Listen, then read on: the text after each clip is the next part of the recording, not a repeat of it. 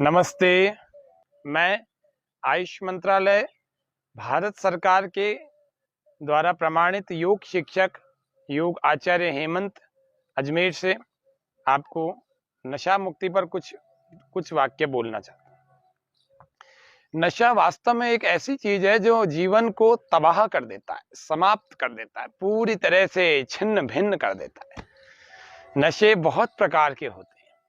नशे पान मसाले का भी होता है, नशा गुटखे का भी होता है, नशा नशीले पान का भी होता है, नशा जर्दे का भी होता है, नशा शराब का भी होता है और नशा बियर का भी होता है। नशा तमाम और बहुत सारी चीजें, अफीम, गांजा, चरस, हेरोइन और स्मैक, भांग तक का भी नशा होता है। इन सब नशों को आप सिरे से यदि देखो तो सारे के सारे खराब नशे हैं, सब बेकार हैं। जितना जितना बड़ा नशा होता जाएगा उतना उतना नशा आपका नुकसान वाला होते जाएगा। तो इसीलिए आप इस बात को समझ लो कि नशे से अजीर्ण से लेकर के कैंसर तक की बड़ी बीमारियां हो जाती हैं। कैंसर तक की कैसे, थोड़ा सा बता देते हैं। लार जो होती है ना, ये लार सीक्रेट होती है। हम जैसे ही चबाते हैं अंदर से एक सलाइवा निकलता है, अंदर की ग्रंथियों से। आप जीभ को कितनी बार पोंछ लो सूख जाएगी, फिर से वापस गीली हो जाएगी तुरंत।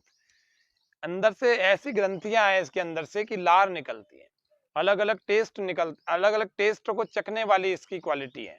लेकिन बार बार जब जबड़ा चलाया जाता है तो लार का सिक्रेशन होता है, और लार जब स्रावित होती है तो वो आप जब भी गुटखा, जर्दा अथवा कोई भी चीज आप पान मसाला आदि चबाते हैं अथवा मुंह में रख लेते हैं, उसके साथ लार में टैलिन नाम का तत्व होता है, टाइन नाम का। वो तत्व बार बार शरीर में निकलता है, बार बार निकल करके, और व्यक्ति गुटखे वाला तो थूकता ही रहता है, उसको कोई अंदर थोड़ी लेता है, बाहर थूकता रहता है। तो वो तत्व जो है भोजन के साथ लार में मिलेगा नहीं, और मिलेगा नहीं तो आपका डाइजेशन खराब हो जाएगा। आपको गैस, एसिडिटी, अम्ल पित्त, कब्ज और तमाम तरह की बहुत सारी समस्याएं पेट की होने वाली हैं। बदहजमी हो जाएगी।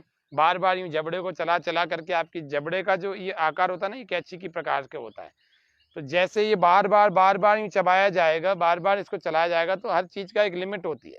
फिर ये कैंची का आकार ऐसा हो जाएगा, थोड़ा सा ही खुलेगा। आपने देखा होगा लोगों का मुंह, जो ज्यादा गुटखा खाते हैं उनका मुंह ऐसे थोड़ा सा ही खुलता है, पूरा नहीं खुलता, पूरा खुलना चाहिए। तो गुटखा, जर्दा, पान मसाला, सुपारी का भी आदत नहीं होनी चाहिए। हालांकि सुपारी के भी कुछ औषधीय गुण होते हैं, कुछ रोग विशेषों में कुछ वैद्य लोग उपयोग करवाते हैं, लेकिन ऐसे ही कोई सी भी सुपारी उठा करके उसके खाने की आदत नहीं डालनी चाहिए। तो आपको ये सब चीजें नहीं खानी है। जीवन में इसके खाने के बारे में सोचना भी नहीं है, बल्कि समाज में जो ये बुराई व्याप्त है नशों की, इस नशों के बारे में बिल्कुल विरोध करना है, पुरजोर विरोध करना है। और आप लोग नहीं करोगे तो कौन करेगा? आप तो देश का भविष्य हो। आपको एक बात ये ध्यान, दूसरा शराब का और दूसरे दूसरे जो नशे, भांग, गांजा, चरस आदि के, ये सब नशे पूरे जीवन को तबाह कर देते हैं। आप समाज में जाकर के देखो, सब लोगों के जिन्होंने नशे किए सबके घर बर्बाद हो रखे, सबके, एक भी व्यक्ति सुखी नहीं है नशा करने वाला, एक भी व्यक्ति। तो इसीलिए नशा कभी नहीं करना चाहिए। नशा मुक्त भारत, स्वस्थ भारत, समृद्ध भारत, आध्यात्मिक भारत और योगी भारत, संस्कारी भारत, समृद्ध भारत ऐसा बनाओ। और जब ऐसा भारत बनेगा तो इस सुंदर से भारत में बन करके आप भी बड़ा सुखी होगे। आप सब लोगों को स्वस्थ, सुखी, संपन्न देखोगे तो आपको भी इस देश में रहने का मजा आएगा। कोई झूठ नहीं बोलता, कोई ठगता नहीं है। ये नशा करने वाले भी लोग है ना, अपने मॉरल वैल्यूज को डाउन कर देते हैं, झूठ बोलना और तमाम तरह के और भी हमारी लार में और भी कई सब प्रकार के तत्व होते हैं जो शरीर के साथ सीधा सीधा जुड़ते हैं। वे भी जब कम होने लगते हैं या बिगड़ने लगते हैं तो कैंसर तक डेवलप होने की संभावना हो जाती है। इसीलिए नशा मुक्त सदा रहना। हितोपदेश में भी विद्वान लोग कहते हैं, क्या कहते हैं कि यदि उन्नति करना है तो व्यसनेश्व सकते, वो व्यक्ति कभी व्यसनों के आसक्त नहीं होना चाहिए। अगर आपको धन भी कमाना है, लक्ष्मी भी उसी व्यक्ति के पास आएगी जो व्यसनों के आसक्त नहीं होगा। तो मैं योग आचार्य हेमंत अजमेर से आप सबका बहुत धन्यवाद। सभी को नमस्ते। जो लोग स्वस्थ रहना चाहते हैं शरीर से, मन से, बुद्धि से और आत्मा से, उन लोगों को सबसे पहला नियम जो अपनाना चाहिए वो है प्रातः जागरण का। तो सबसे जल्दी उठने वाला ये पहला नियम है। इसको जो व्यक्ति अपना लेता है वो अपने शारीरिक स्वास्थ्य को, यानी कि शरीर निरोग रहे, शरीर में कोई रोग नहीं आना चाहिए, और यदि रोग आ गया है तो इसको दूर भगाना है। जल्दी उठेंगे तो कुछ योगासन, प्राणायाम आदि, ध्यान आदि कर पाएंगे। उसके अलावा मानसिक रूप से भी व्यक्ति स्वस्थ रहता है जल्दी उठने से। उसके आत्मा में क्लेश, मन में असंतोष का भाव नहीं होता। सुबह उठ करके वो अपने आप को समय देता है। प्रातः काल जो व्यक्ति उठता है वह व्यक्ति शारीरिक, मानसिक रूप से निरोग भी रहता है, स्वस्थ बना रहता है और बलवान बनता है। उसके भीतर सकारात्मक ऊर्जा बहुत होती है। कहा भी है किसी कवि ने, बेला अमृत गया आलसी सो रहा बन भागा। बेला अमृत गया आलसी सो रहा बन अभागा।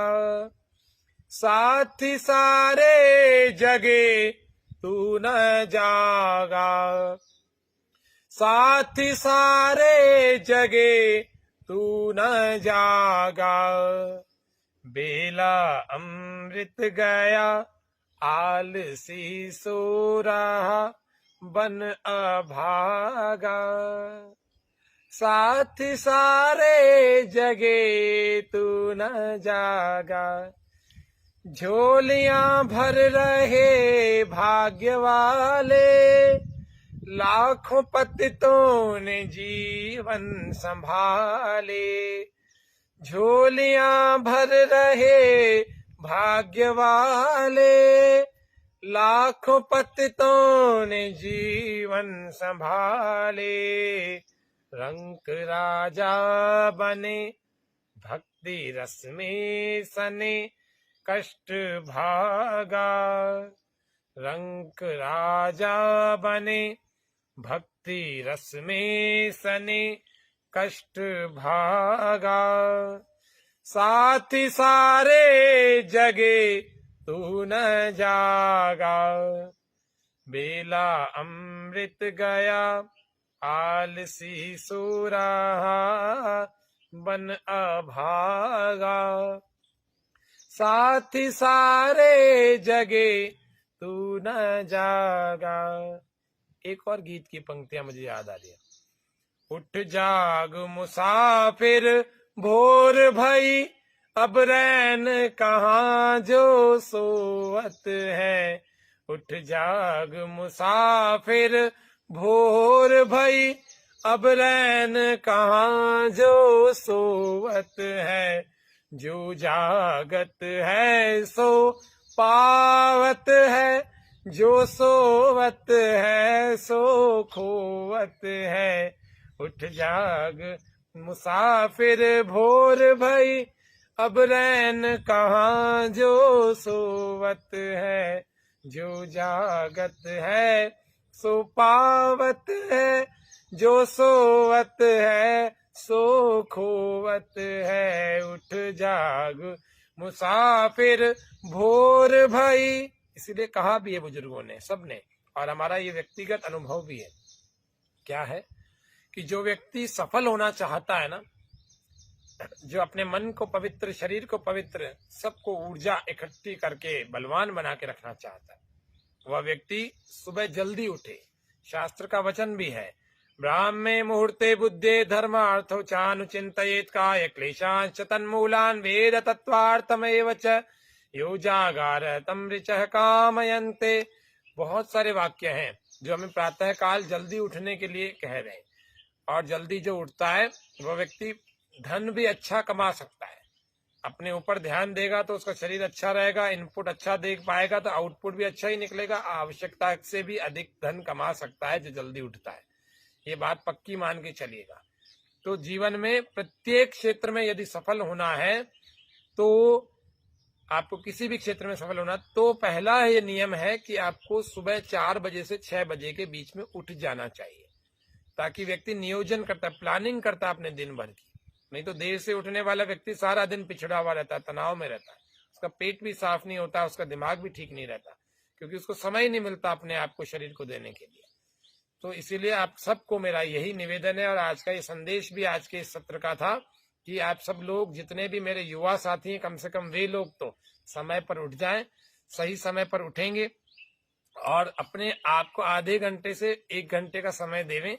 यदि आप 24 घंटे में से 23 घंटे आनंद पूर्वक जीवन जीना चाहते हैं, सुख पूर्वक जीना चाहते हैं, निरोग और प्रसन्न जीवन जीना चाहते हैं, तो आप सब लोगों को जल्दी समय पर उठ करके और समय पर अपने कुछ योगासन, कुछ प्राणायाम और कुछ ध्यान का अभ्यास प्रतिदिन करना चाहिए, जिससे कि जीवन हमारा सफल हो जाए।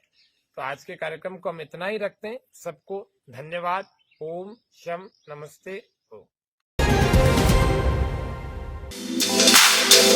सद्गुरु इंटरनेशनल स्कूल अजमेर हर एक प्रकार की आधुनिक सुविधाओं से सुसज्जित 7 नेशनल स्पोर्ट्स कोर्ट के साथ एडमिशन ओपन। सद्गुरु इंटरनेशनल स्कूल पृथ्वीराज नगर ए ब्लॉक के सामने पंचशील नगर अजमेर। संपर्क करें 7300030702 और 7073471999।